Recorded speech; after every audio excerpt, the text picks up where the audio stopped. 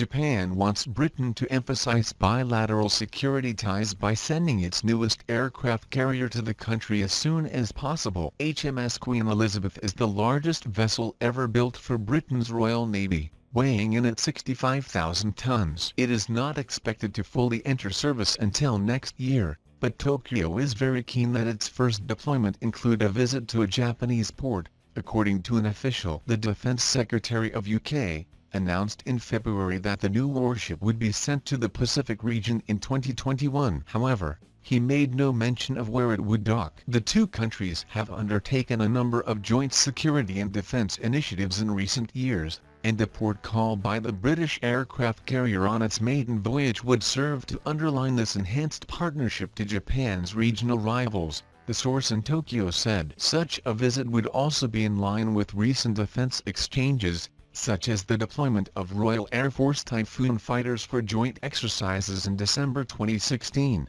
4 visits by Royal Navy warships in the last 18 months, and the pair's first joint military exercise on Japanese soil in October last year. Neither country's defence ministry responded to requests for comment on the British aircraft carrier's future deployment. However, in a joint statement issued by Japan's foreign ministry after UK Prime Minister Theresa May met her Japanese counterpart Shinzo Abe in London in January, the two sides stated that they would strengthen maritime security cooperation and remain concerned over the situation in the East China Sea and the South China Sea, and strongly opposed to any unilateral action that seeks to change the status quo and increase tensions, including the militarization of disputed maritime features. Taiwanese President Tsai Ing-wen vowed to strengthen defense, as she sought support from the U.S. and other countries to counter what she called aggression from mainland China. Speaking during a video conference with 3 U.S. think tanks in Washington, Tsai said the self-ruled island had faced coercion from Beijing, and it had worsened since she became president in 2016. Because of the Taiwan Relations Act, the U.S. has played a crucial role to help Taiwan reject coercion, she said, referring to aggression, including military intimidation and diplomatic isolation, from Beijing since she took office and refused to accept the One China principle. Tsai was speaking ahead of the 40th anniversary of the act, which defines U.S. ties with the island in the absence of formal relations. She was referring to U.S. President Donald Trump's approval of $1.4 billion in arms sales in 2017 that included advanced missiles and torpedoes, followed by a second arms package worth $330 million last year. In the last few weeks, the U.S. Department of Defense announced 2 more contracts, a $9 million deal for supporting Taiwan's Patriot air defense system,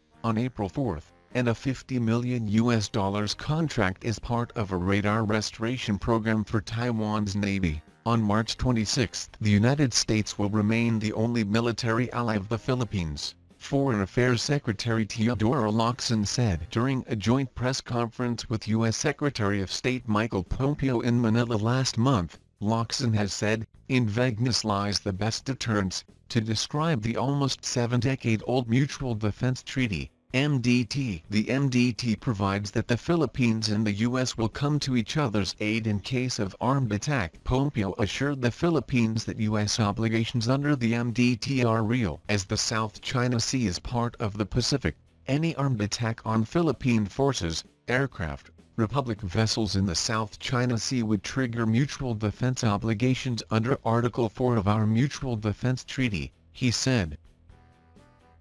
Thanks for watching. Please like, share, and subscribe. If you like the channel and want to support, please support on Patreon or PayPal.